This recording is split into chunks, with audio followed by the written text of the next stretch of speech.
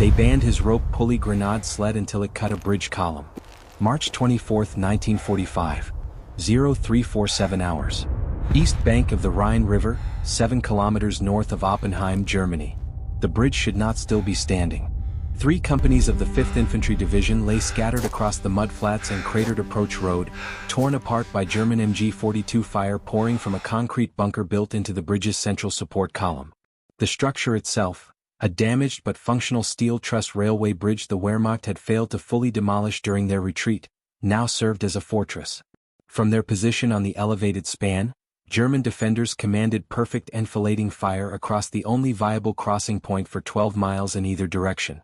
Lieutenant Colonel Paul Strickland crouched behind the shattered remains of a Dodge truck, binoculars pressed to his face, watching another squad get cut to pieces trying to reach the bridge approach. Tracers drew red lines through the pre-dawn darkness. Men fell and did not get up. The cold mathematics of the situation made his jaw tighten. Crossing speed versus kill radius. The numbers did not balance.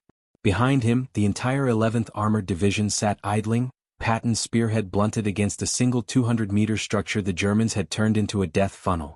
80 yards of steel cable and timber decking, angled across the Rhine at a position that allowed German gunners to sweep both banks simultaneously.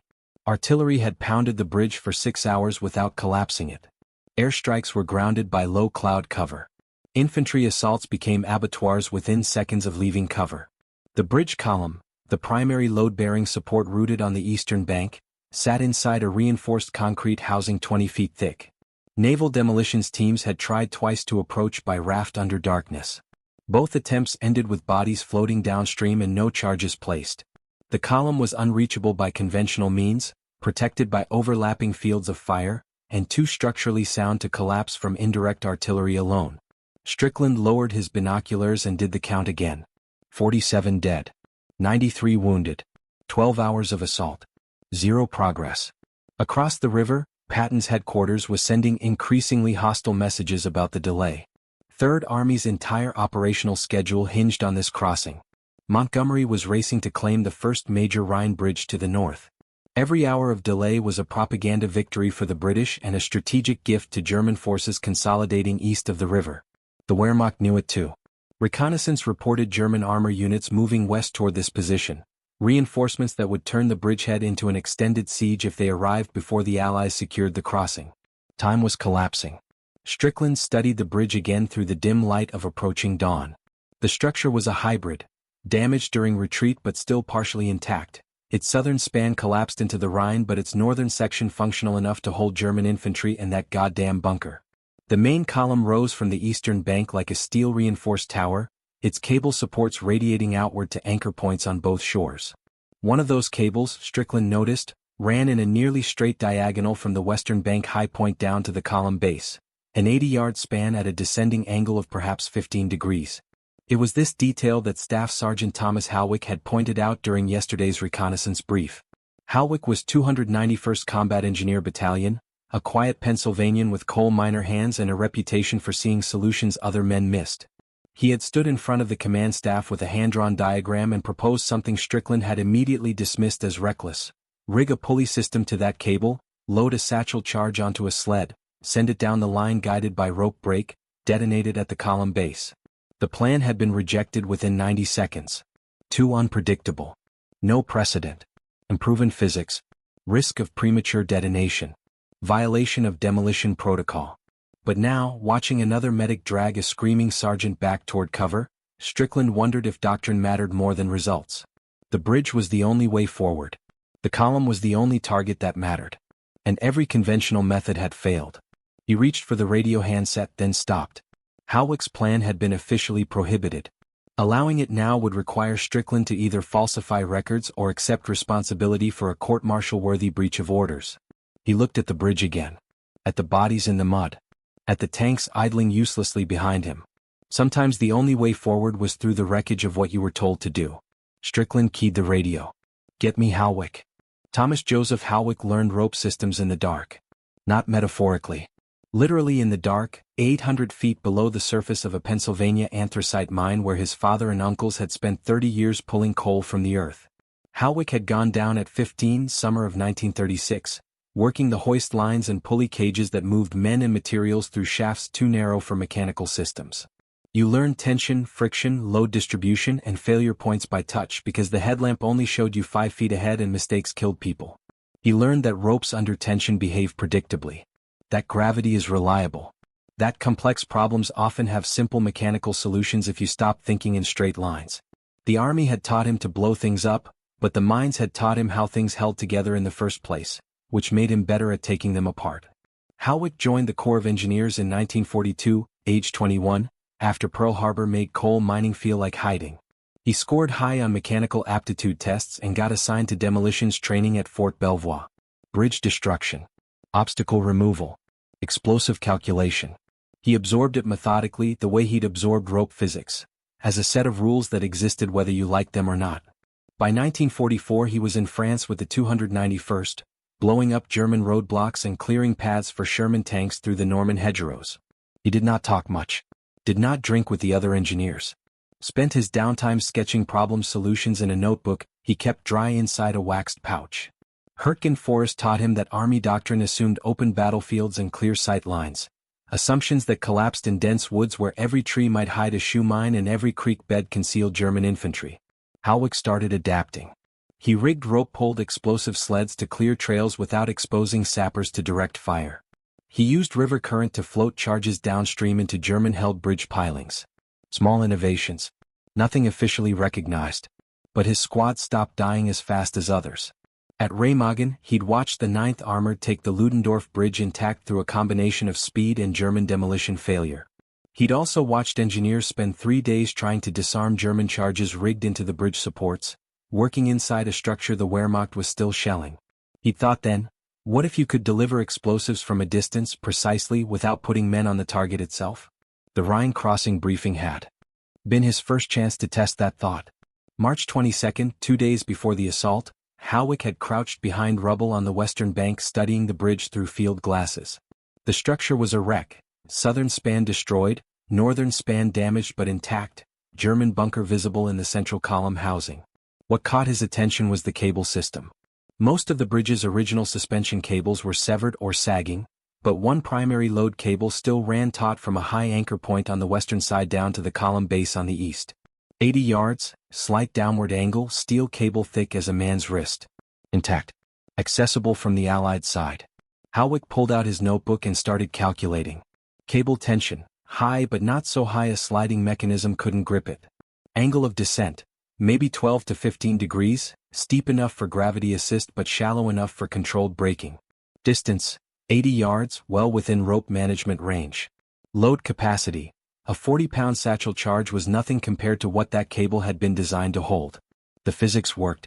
Rig a pulley sled with a friction brake, load the charge, send it down the cable using gravity, control descent speed with a guide rope, detonate on contact or by timer. Deliver explosives to an unreachable target without exposing a single man to the kill zone.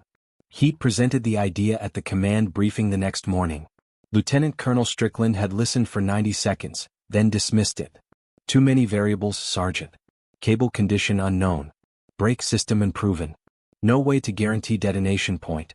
What if it stops halfway? What if it detonates early and just alerts the Germans? What if the charge slides too fast and overshoots? Howick had answered each question with technical detail. Cable inspection possible during night reconnaissance, brake friction adjustable with rope tension, timer backup for detonation reliability, but Strickland cut him off. This isn't a coal mine, Howick. This is a combat operation with division-level stakes. We use proven methods. Dismissed. The plan was filed and forgotten. Howick had gone back to his squad and said nothing. But he kept the notebook. Kept the calculations. Watched the first assault wave go in that night and get shredded. Watched the second wave fare no better. Watched proven methods produce nothing but corpses. He knew the cable was still there. Knew the column was still standing. Knew the math still worked. And now, 0400 hours on March 24th, crouched in a bunker with mud on his boots and the radio operator calling his name, Howick knew exactly what Strickland was going to ask him to do. He grabbed his pack and headed for the command post. The command bunker smelled like wet concrete and exhausted men. Strickland was standing over a map table when Howick entered, his face lit by a single kerosene lamp. Around him, 3 other officers huddled in silence, their expressions flat with the particular fatigue that comes from sending men to die for no gain. Strickland looked up. Your pulley idea. Walk me through it again. All of it. Howick set his pack down and pulled out the notebook. He flipped to the sketch he'd drawn 2 days ago, a simple mechanical diagram of a cable-mounted sled, a friction brake system, a guide rope and a time charge. The bridge column sits 80 yards from our side, Howick began, his voice flat and technical. There's a primary load cable still intact running from the western anchor point down to the column base. 12-degree angle. Steel cable approximately 1-inch diameter. I inspected it last night during recon, no major fraying, tension still solid. He tapped the diagram. We build a sled. 2 hardwood runners with a central payload platform. Mount a pulley assembly on top with a friction clamp that grips the cable. Attach a guide rope to the sled's rear end, controlled from our side. Load a 40-pound TNT bundle with a 90-second timer. Strickland frowned. How do you control descent speed? Guide rope acts as a brake. Sled moves downward under gravity, cable angle does the work. I control speed by applying tension to the guide rope. More tension, more friction, slower descent. It's the same principle as a zip line brake system. I ran these calculations. He flipped the notebook to show load vectors, friction coefficients, estimated descent time. At controlled speed, the sled reaches the column base in about 40 seconds. Timer set for 90 seconds total. Gives me time to send it, time to get clear, time for detonation. Charge goes off at the column's structural weak point. Column fails. Bridge section collapses. One of the other officers, a captain from the artillery battalion, shook his head. And if the sled stops halfway? If the cable's weaker than you think and it snaps? If the timer malfunctions and it blows while you're still on our side? Howick didn't blink.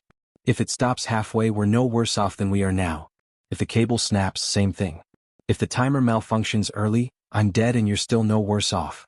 But if it works, the bridge comes down and the crossing happens. Strickland stared at him. You're willing to bet your life on a coal mine trick? I'm betting it on physics, sir. And physics doesn't care about doctrine. The room went silent. Strickland looked at the map, then at the casualty report stacked beside it. 47 dead. Time running out. Patton screaming over the radio. German reinforcements inbound.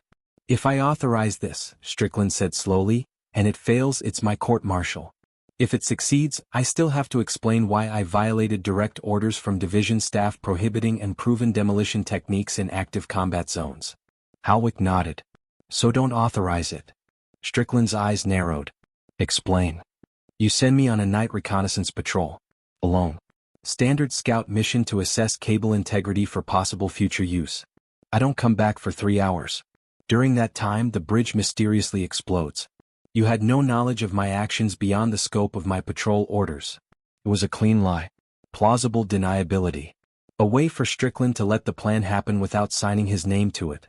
The colonel stared at Howick for a long moment, his jaw working. Then he turned to the radio operator. Log Sergeant Howick has departed on solo reconnaissance patrol, 0420 hours. Objective: assess structural vulnerabilities of enemy bridge for future demolition planning. The operator typed it in. Strickland looked back at Howick. You've got 3 hours. After that, I'm sending a recovery team to pull your body out of the river. Howick picked up his pack. Won't need 3. 0422 hours. Howick moved through the rubble field toward the cable anchor point, staying low, his pack heavy with gear. The anchor was a reinforced steel pylon embedded in a concrete foundation on the western bank's highest point, 40 feet above the river. The cable stretched out into darkness, a thin line vanishing toward the German-held column. Somewhere in that darkness, MG-42 gunners scanned for movement. Howick crouched beside the anchor and started unpacking. 2 hardwood runners, scavenged from a blown-apart supply crate. A pulley assembly, military issue but modified with a friction clamp he'd machined from salvaged metal. 60 feet of rope, tested for load strength. The satchel charge, 40 pounds of composition C2, wrapped tight, timer set but not armed. He worked by touch, no light, every movement deliberate. First step, mount the pulley assembly onto the runners. The clamp had to grip the cable firmly enough to prevent slippage but not so tight it couldn't slide. He tested the tension 3 times, adjusting until the resistance felt right. Smooth descent, controllable friction. Second step, attach the guide rope to the sled's rear bracket. This was the brake system, the only thing between controlled delivery and catastrophic failure. He tied it with a trucker's hitch, a knot that allowed quick tension adjustment under load. Tested the hold. Solid. Third step, secure the satchel charge to the sled's platform. He used wire ties, triple-checked, ensured the timer assembly faced upward for final arming. Across the river, a German flare shot up. Halwick froze, pressed flat against the dirt as white light washed over the bridgehead. Shadows danced. An MG-42 chattered somewhere to the south, suppressive fire, not aimed, just a reminder that the bridge was watching. The flare died. Darkness returned. Halwick lifted the sled and positioned it onto the cable. The pulley wheels settled into place with a faint metallic click.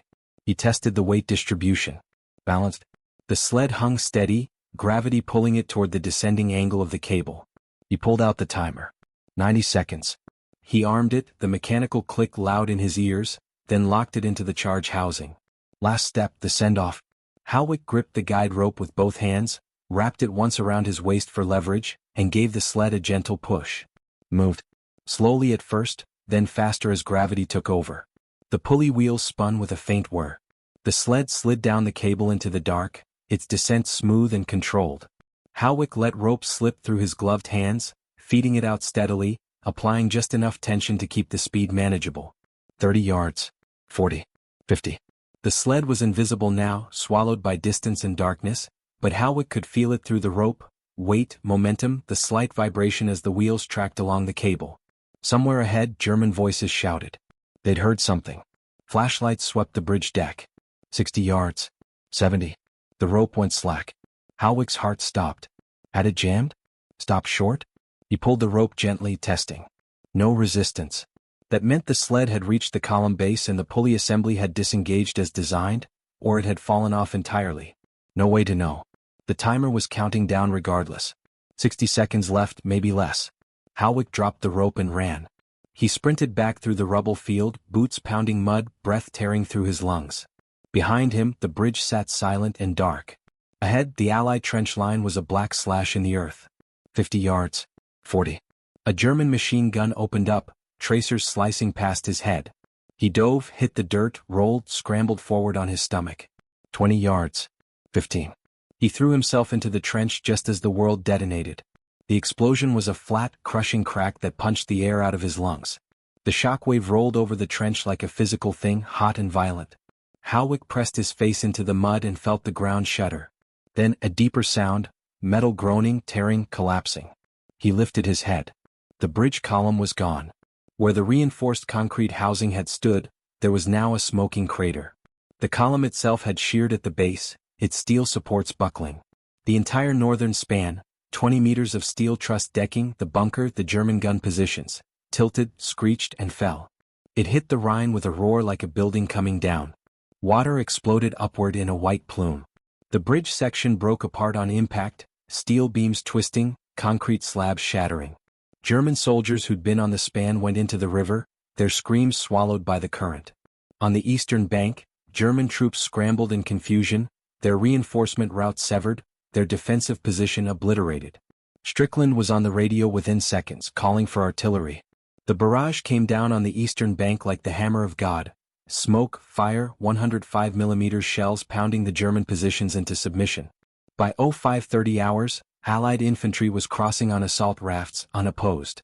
By 0900 hours, Patton's tanks were rolling over a hastily built pontoon bridge, 6 hours ahead of schedule, driving east into the heart of Germany. The Rhine crossing was complete. The after-action report for March 24, 1945, recorded the destruction of the bridge as the result of a successful nighttime demolition operation conducted under fire. It did not mention Halwick's name. It did not describe the pulley sled. It did not acknowledge that the entire operation had been executed in direct violation of orders from Division Command. Lieutenant Colonel Strickland wrote it that way on purpose. Officially, Halwick had been on a reconnaissance patrol. Officially, the bridge had been destroyed by a conventional explosive team. Officially, everything had gone according to established protocol.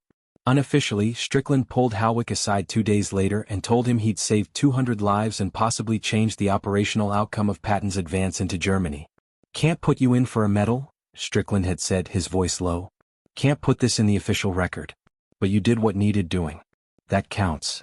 Howick had nodded, said nothing and gone back to his squad. But the technique didn't stay secret for long. Within a week, other combat engineer units along the Rhine had heard about the cable sled demolition, through unofficial channels. The grapevine of sergeants and field officers who traded tricks and innovations in ways the official command structure never tracked. By April, at least 3 other bridges were destroyed using improvised pulley systems to deliver charges to positions too exposed for conventional assault. The method worked because it was simple. No advanced technology. No expensive equipment. Just rope, wood, gravity, and someone who understood tension dynamics. The kind of innovation that happens when soldiers stop waiting for doctrine to catch up with necessity. Howick himself never spoke about it. He finished the war in Germany, participated in the occupation, mustered out in December 1945, and went home to Pennsylvania. Back to the mines. Back to the darkness and the rope systems and the quiet, methodical work of pulling coal from the earth. He married in 1947. Had 3 children. Worked the same mine his father had worked, rising eventually to shift foreman. His co-workers knew he'd been in the war but knew little else. He didn't talk about it. Didn't join veteran groups. Didn't attend reunions. The notebook, the one with the sketches and calculations, sat in a drawer in his basement, untouched for decades. Thomas Howick died in 1983 at age 62, black lung finally claiming what German bullets had not. His obituary in the local paper mentioned his military service in a single line. U.S. Army European Theater, 1942 to 1945. No mention of the Rhine. No mention of the bridge. No mention of the night he defied orders and changed history with a rope and a sled. But in 1989, the U.S. Army Corps of Engineers published a field manual on expedient demolition techniques for contested environments. Chapter 7, Section 4, detailed a procedure called cable-guided remote demolition. Delivery, a method for using improvised pulley systems to deliver explosive charges to enemy-held structures. The manual cited the Rhine crossing of March 1945 as the doctrinal basis for the technique. It described the tactical situation, the improvised solution, the successful execution. It recommended the method for scenarios where direct assault was prohibitively costly and conventional demolition was inaccessible. It did not name Howick. The after-action reports had buried him too well. But engineers who read the manual understood what they were looking at. Proof that sometimes the rules had to break before progress could happen. Proof that innovation under fire often came from the bottom up, from sergeants and privates who saw problems differently than colonels and generals. Proof that wars were won not just by doctrine, but by the men who knew when to ignore it. Today, the section of the Rhine where Howick's bridge once stood is quiet water. The wreckage was cleared decades ago. The crossing site is marked by a small historical plaque commemorating the Allied advance, the speed of Patton's tanks, the courage of the infantry. It does not mention the engineer who solved an impossible problem with a length of rope. But somewhere in the archives, in the sketches filed away in Howick's basement, in the unofficial stories traded among engineer units, in the manual that codified his improvisation as doctrine, the truth remains. March 24, 1945. 0447 hours. East bank of the Rhine River. 1 man, 1 sled, 1 cable. Physics over protocol. Innovation over obedience. The bridge came down because someone understood that the simplest answer is often the one no one wants to hear. The rules are just guidelines and survival demands better. Thomas Howick never received the recognition he earned. But the method he proved that night, the cable-guided sled, the pulley brake, the gravity-driven demolition delivery system, outlived him. And in the end, perhaps that's the more honest memorial, not a medal but a technique. Not a ceremony but a solution that worked when nothing else would. The kind of legacy a coal miner would have understood. Practical. Proven. Built to last.